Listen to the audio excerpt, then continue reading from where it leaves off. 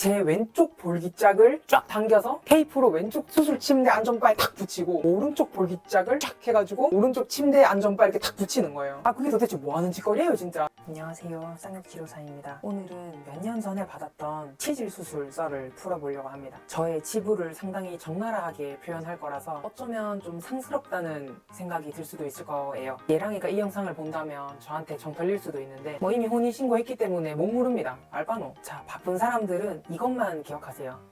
내 지인이 전혀 없을 법한 지역에서 수술을 받으세요. 저는 치질 수술과 관련된 이 모든 과정이 정말 이 정도로 수치스러운지 몰랐어서 동네에서 했는데, 혹시라도 그 수술방에 내 초중고 동창이 의료진으로 있었다면 난 혀 깨물고 죽었을지도 몰라요. 치질 수술 썰을 풀기 전에 정확하게 말씀드리면, 제가 수술한 건 치질 수술이 아니라 항문 농양 제거 수술이에요. 제가 알기로는 치질은 똥구멍에서 이렇게 튀어나오는 거고, 치루는 그 똥구멍 옆에 엉덩이 쪽 혈관에 염증이 터진 거고, 그 염증이 터지기 전이 항문 농양이라고 알고 있어요. 저는 다행히도 이게 터지기 전에 고름 제거 수술을 받았죠. 혹시 제가 알고 있는 내용이 사실과 다르면 틀렸다고 댓글 달아주시면 감사드리겠습니다. 제가 들은 내용을 기억하기로는 그랬어요. 아무튼 뭐 도찐개찐 아닙니까? 다 똥구멍 근처에서 벌어지는 일들이니까 그냥 치질이라고 묶어서 넣을게요. 자, 그러면 본격적으로 수술썰을 풀어볼게요. 처음에 어느 날부턴가 항문에 가까운 사타구니 부근에 이만한 멍울이 잡히는 거예요. 그래서 만지면 아프고 뭐 걸을 때도 서서히 거슬리기 시작하는 거예요. 발병 원인도 잘 모르겠고, 그때 당시에는 이것도 뭐 여드름처럼 나중에 터지거나 아물겠지, 그냥 대수롭지 않게 여겼는데 크기가 점점 커지는 거예요. 그러다가 그 당시에 직장 상사분 집들이를 갔는데, 보통 집들이 가면 거실에 이렇게 상을 펴놓고 다 바닥에 앉잖아요. 거기에서 몇 시간을 앉아있다 보니까 그 멍울이 계속 꾹 눌려서 더 커지고 더 아픈 거예요. 그래서 그 다음 날쯤에 본가 근처에 치질 수술 몇만 건 달성했다고 맨날 큰 현수막 걸어놓는 그 똥구멍 수술 전문 병원에 갔어요. 병원 진료 시작하기 전에 30분 전인가 도착을 했는데, 병원 대기실에 사람들이 엄청 많이 앉아있는 거예요. 무슨 맛집 오픈런 나는 줄 알았네. 진짜 웃긴 게, 그 대기하는 사람들이 다 한쪽 엉덩이로 이렇게 앉아있는 모습이 가관인 거예요. 누가 봐도 치질 환자들이었고, 저도 그렇게 앉으면서 그 중에 한 명이 됐죠. 가끔 양쪽 볼기를 의자에 다 붙이고 앉아있는 사람도 있는데, 그런 사람들은 대부분 똥꼬 환자의 보호자들이었어요. 자, 여기서부터 수치스러운 일들이 벌어집니다. 진료실에 들어가서 의사 선생님한테 제 상황을 이렇게 이야기하니까 옆에 침대로 가서 바지 벗고 벽 보고 누운 상태에서 다리를 접고 무릎을 가슴에 붙이래요. 아, 여기서부터 스트레스더라고요. 그래서 시키는 대로 벽 보고 누워서 무릎을 가슴에 붙였죠. 그러니까 뒤에서 선생님이 커튼을 걷고 들어오더니 라텍스 장갑을 손에 쫙 끼는 소리가 나더라고요. 그리고는 손에 젤 같은 걸 바르더니 냅다 똥구멍에 손가락을 집어넣어서 여기저기를 막 이렇게 후벼 파는 거예요. 아, 진짜 민망하기도 한데 너무 아파서 계속 소리를 냈는데, 아무리 후벼 파도 자기는 잘 모르겠다고 초음파인가 뭐 기구를 넣어보자고 하는 거예요. 아, 이럴 거면 처음부터 기구로 볼 것이지 싶었어요. 그리고 의사 선생님이 나가고 간호사가 휴지 2장을 벅벅 뽑아서 제 골반에 올려주고 닦고 나오라고 하더라고요. 그래서 휴지로 닦고 봤는데 휴지 색깔이 이 색깔이었어요. 더 이상 설명은 생략하겠습니다. 머리는 알아서 집어 뜯으면서 공감성 수치를 함께 느껴주세요. 거기에서 현타가 오더라고요. 아, 그러고는 무슨 기구를 넣고 화면을 보면서 안에 농이 차 있다고, 이거를 빨리 수술을 해야 된다고. 제 기억으로는 검사한 당일에 바로 수술을 했던 것 같아요. 그래서 항문 앞 검사라고 했던가, 뭐 관략근의 힘을 보는 검사라고 했던가, 그거를 해야 된다면서 어느 방에 들어갔는데, 거기에서는 무슨 기계를 또 안에 넣더니 비데처럼 똥구멍에 물을 쏘면서 관략근을 쪼였다 풀었다 해보라는 거예요.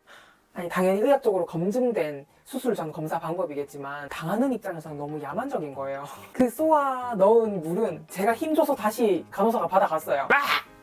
그러고는 뭐 병실 잡고 이런저런 과정을 거치고요. 드디어 수술실로 들어갑니다. 나는 지금도 그때만 생각하면 이불킥을 하고 싶어요. 물론 그 의료진들이 맨날 하는 일이라서 뭐 나라는 인간을 기억도 못하겠지만, 나는 내 인생에서 너무 큰 이벤트였기 때문에 아직도 잊혀지지가 않아. 처음에 들어가서 이름이랑 주민번호랑 수술 내용 뭐 이런 거 다 확인하고 이제 마취를 하는데, 수면 마취가 아니라 등에 이제 주사를 꽂아서 하반신만 마취를 하는 거더라고요. 의사 선생님이 항문 앞 검사했을 때처럼 괄약근을 조였다 풀었다 한번 해보라고 하시길래 힘을 줬는데 안 돼서 안 된다고 하니까 마취가 잘 된 거라고 하더라고요. 그 수술실에 의사 선생님 포함해서 총 5명의 의료진이 있었는데, 아직도 의문인 게 항문 수술하는데 그 많은 인원이 필요한가 싶어요. 의사 선생님은 50대고 나머지 그 4명은 남자 2명 여자 2명은 다 20대였어요. 그래서 더 민망했어요. 아무튼 하반신 마취가 되니까 그 젊은 남자 중에 한 명이 딱 봐도 키 크고 몸 좋고 힘이 세 보였는데 그 사람의 역할 중에 하나는 저 같은 거구의 환자를 수술 침대로 옮기는 거였어요. 제가 마취가 되어 있으니까 저를 냉동 참치 들듯이 이렇게 들더니 이 수술 침대로 턱 뒤집어서 이렇게 옮기는 거예요. 제가 이렇게 엎드려 있으니까 갑자기 수술 침대가 징 하면서 이렇게 엉덩이 부분이 이렇게 시옷자로 올라가는 거예요. 그러더니 다리 부분이 이렇게 양쪽으로 이 상태에서 징 이렇게 양쪽으로 갈라지더라고요. 그때는 감각이 없어서 모르겠는데 아마 이때 바지를 벗긴 것 같더라고요. 그제서야 저한테 노래 듣고 있으라고 헤드셋을 이렇게 끼워주는데 이것도 제대로 안 끼워줘서 관자놀이랑 귀 뒤에 이렇게 끼운 거예요. 그래도 노래는 들렸어요. 아이유 삐삐랑 바이브의 가을 타나봐, 이 두 곡은 아직도 생각이 나요. 아무튼 침대가 이렇게 된 상태에서 갑자기 박스 테이프 뜯는 소리가 이렇게 찡 나는 거예요. 그래서 뭐지? 했는데 제 왼쪽 볼기짝을 쫙 당겨서 테이프로 왼쪽 수술 침대 안전바에 탁 붙이고 오른쪽 볼기짝을 쫙 해가지고 오른쪽 침대 안전바에 이렇게 탁 붙이는 거예요. 아, 그게 도대체 뭐 하는 짓거리예요 진짜. 나 너무 민망해서 죽을 것 같은 거예요. 저는 지금도 아이유 삐삐랑 바이브 가을 타나봐 노래를 들으면 그 테이프 사건이 떠올라서 손발을 펼 수가 없어요. 그 상태로 30분 정도 수술을 하는데 마취가 돼 있어서 아프지는 않고 오징어 타는 냄새와 함께 민망해서 죽을 뻔했어요. 왜 이 수술은 수면 마취가 안 되는 거야? 민망해서 돌아가실 뻔했네. 그러고는 수술이 끝났는지 이 삐딱하게 끼워진 헤드셋을 제거하더니 그 몸 좋은 남자가 다시 저를 냉동 참치 옮기듯이 이동식 침대 이렇게 턱 옮겨주더라고요. 그때 진짜 너무 민망해서 수술실 천장만 이렇게 쳐다봤어요. 그 수술실 천장 모양이 아직도 기억납니다. 의사 선생님이 수술이 어떻게 됐는지 이렇게 설명을 해주시는데 내용은 오래돼서 잘 기억이 안 나고 P모델 라텍스 장갑을 낀 손으로 제 똥구멍을 표현하셨던 것만 기억이 나요. 그렇게 병실로 돌아왔는데 바로 저녁을 먹으라고 하더라고요. 그리고 이런 수술을 하고 나면 똥구멍이 아직 아물기 전이니까 밀도 높은 응가를 싸면 수술한 부위가 많이 아플 거잖아요. 그래서 차전자 피 가루를 식후에 꼭 한 포씩 먹으라고 하더라고요. 충분한 물과 함께. 그걸 먹으면 똥의 밀도가 좀 흩어진다고 해야 되나? 같은 무게인데 똘똘 뭉쳐져 있지 않고 흩어져서 누울 때 조금 덜 아프게 하는 효과가 있더라고요. 굳이 비교를 하자면 그 생떡볶이 떡이랑 팅팅 불어 터진 떡볶이 떡? 뭐 또 일반 어묵이랑 물에 오래 넣어서 팅팅 불어 터진 어묵 정도? 근데 여기에서 문제점은 우리가 평생을 괄약근을 이용해서 똥을 끊으면서 살아왔잖아요.